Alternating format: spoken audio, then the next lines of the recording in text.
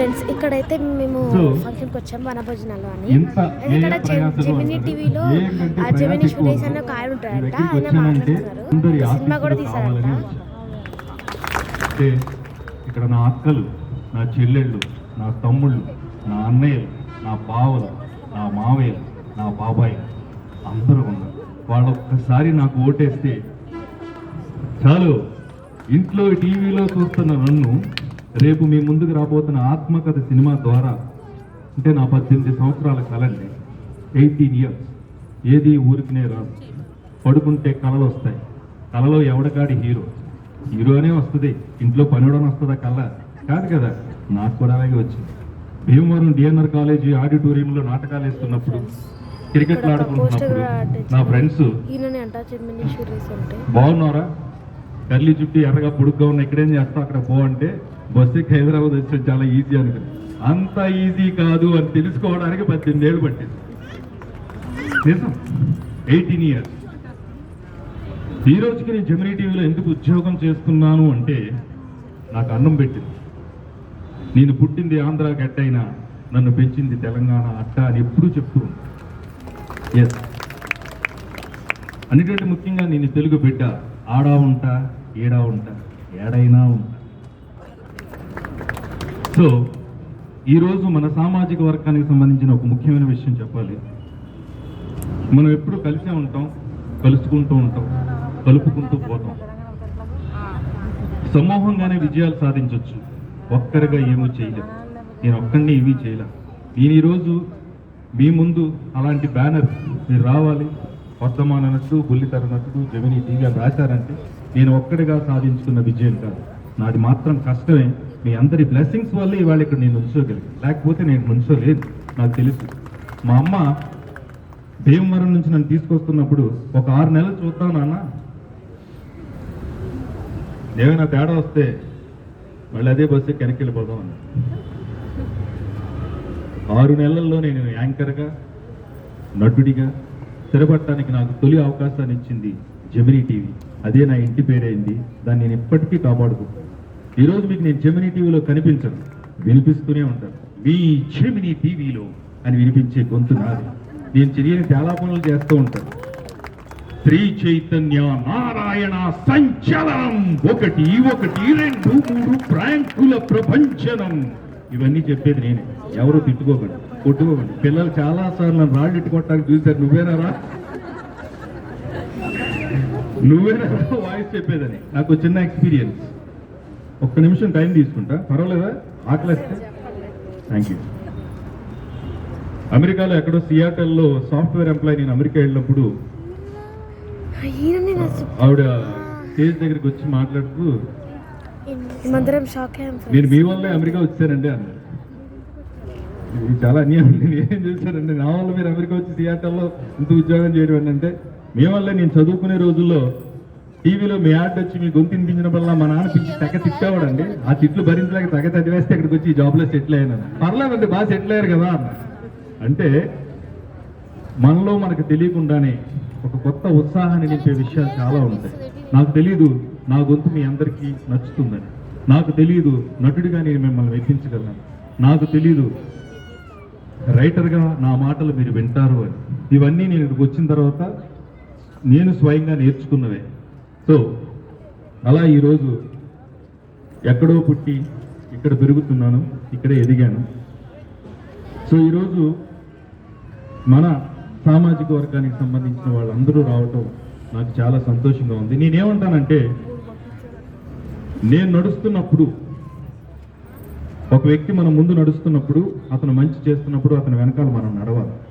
నేను నడుస్తూ నేను ఇంకొకరికి చెయ్యి అందించాలా, ఆ చెయ్యి నా మనిషిదై ఉండాలి. వెనక్కి తిరిగి చూస్తే వాడు నావాడై ఉండాలి. భుజం మీద చెయ్యి వేయాలా, కలిసి నడిపించాలా, కలుస్తూ నడుస్తూనే ఉండాలి. అది జీవితం.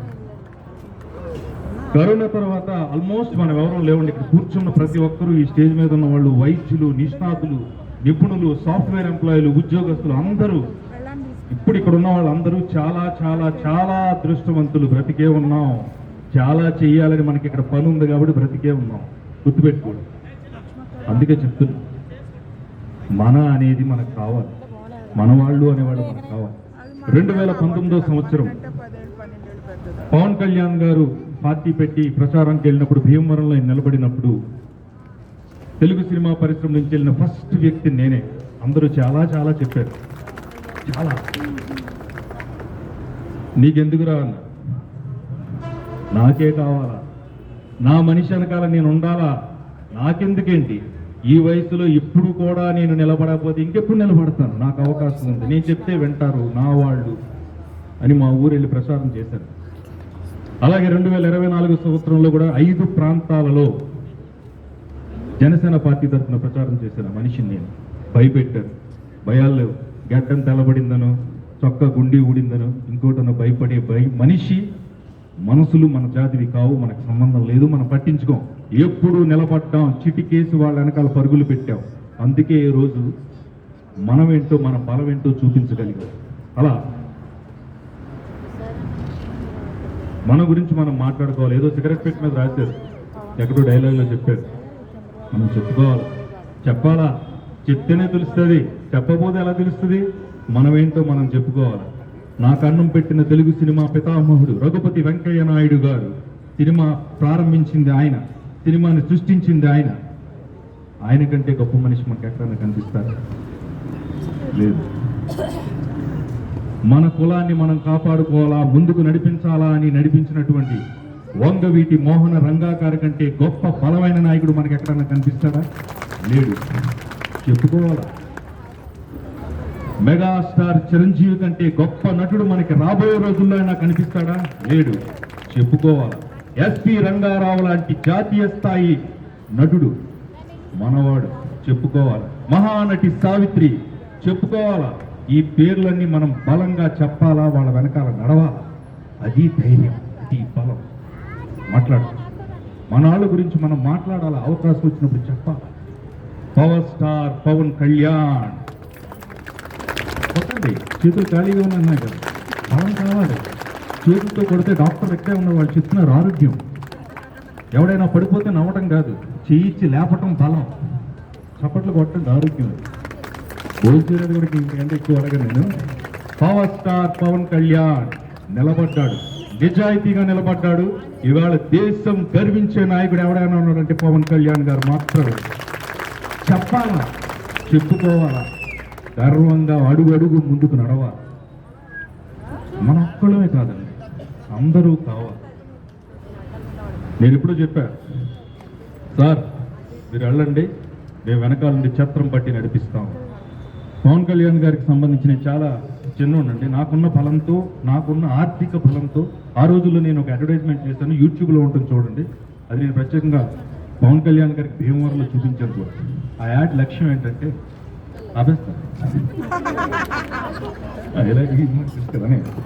ఆ యాడ్ లక్ష్యం ఏంటంటే, ఒక గుడిలో అందరూ పూజలు చేయించుకుంటూ ఉంటారు. ఒకతను మా అబ్బాయి పైకి రావాలంటే అమెరికా వెళ్తున్నాడని, మీరు ఇల్లు కట్టుకోవాలని, మా ఇంట్లో నాకు ఆడపిల్ల పుట్టాలని, మగపిల్లలు రకరకాలుగా పూజలు చేసుకుంటూ ఉంటే పూజారి గారు అందరి దగ్గర ప్లేట్లు పట్టుకుని వెళ్తూ ఉంటారు. వాళ్ళ కోరికలు చెప్పుకుని ఇవన్నీ తీసుకెళ్ళి పెన్ను, పేపరు, ఇంకో కుంకుమరిని ఇవన్నీ తీసుకెళ్ళి దేవుడి దగ్గరికి పెట్టి పూజ చేస్తారు. ఆ యాడ్లో నేనేం చేస్తానంటే, గ్లాసు పట్టుకెళ్ళి పెట్టి దీనికి పూజ చేయండి సార్, దీనికి పూజ చేస్తే వీళ్ళందరి కోరికలు తీరతాయి అంటారు. నీ అభీష్టం చాలా గొప్పది నాన్న, ఖచ్చితంగా నెరవేరుతుంది అని చెప్పి ఆ గ్లాస్కి పూజ చేసి నాకు ఇస్తాడు. అది యాడ్. ఈ యాడ్ పవన్ కళ్యాణ్ గారు చూసి మీ కాన్సెప్ట్ చాలా బాగుందండి, చాలాసేపు నన్ను మెచ్చుకున్నారు. నేనేమంటానంటే, మనం అందరం కలిస్తేనే బలమైనప్పుడు మనం వెనకాల ఉండాలా, కొంతమందిని నడిపించాలి. నాయకుడు మన ముందుంటే ఆయన వెనకాల ఉండాలి. మంచి జరుగుతున్నప్పుడు 10 మందికి చెప్పాలి. సో అలాంటి సందర్భం రాబోయే రోజుల్లో మనందరం ఒక్కటిగా ఉండి ముందుకు తీసుకెళ్తారని, మీరందరూ మన వాళ్ళని కాపాడుకుంటారని. ముఖ్యంగా నేను చేసిన ఆత్మకథ అనే సినిమా చాలా చిన్న, అంటే క్యూట్ బొమ్మరిల్లు లాంటి సినిమా. ఖచ్చితంగా నవ్విస్తాను, నవ్వుతారు. అంటే నేను భయపడి మిమ్మల్ని నవ్విస్తాను.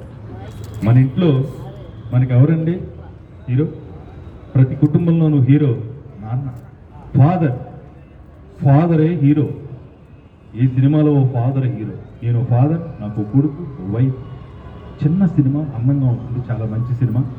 నా సినిమా దర్శకులు శ్రీనివాసరావు గారు మనోడు.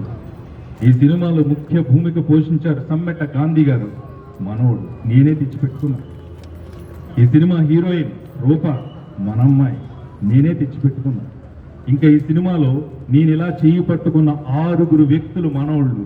నేనున్నాను, మీరు ఉండాలిరా అని వాళ్ళని తెచ్చుకున్నా. వాళ్ళు ఈ సినిమాలో ఉన్నారు, మరి మీరు ఉంటారని నేను నమ్ముతున్నాను. ప్లీజ్, మీ ఇంట్లో 80 ఇంచ్ టీవీలు, 100 ఇంచ్ టీవీలు, 200 ఇంచుల టీవీలు ఉంటాయి. శుభ్రంగా ఈవినింగ్ భోజనం చేసేసి టీవీ ఆన్ చేసి, ఓ మన జెమినీ సురేష్ వస్తున్నాడు కాసేపు చూద్దామని ఇంట్లో టీవీ, సినిమా బయట రిలీజ్ అయిన తర్వాత చూడండి. 2 సార్లు చూడండి, 3 సార్లు చూడండి, కానీ థియేటర్కి వచ్చి చూడండి అయ్యా, మీకు దండం పెడతాం. Thank you so much. ఈ మంచి మాటల్ని నా మాటల్ని మీకు చెప్పుకోవాలని, మీ మంచి మనసులు నేను తీసుకోవాలని వచ్చాను. Thank you so much. Bless చేయండి. మీతోనే ఉంటా, మీతోనే నడుస్తా, మీ అందరినీ కలుపుకుని ముందుకు వెళ్తా. అందరికీ ఆల్ ది బెస్ట్. మన సమాజంలో మన ఉనికి ఎప్పుడు గర్వంగా ఎవరెస్ట్ శిఖరాలతో ఎదగాలి, దానికి మీ తోడు ఉండాలి. Thank you so much. Thank you. కూర్చోండి 2 నిమిషాలు వెళ్ళి కూడా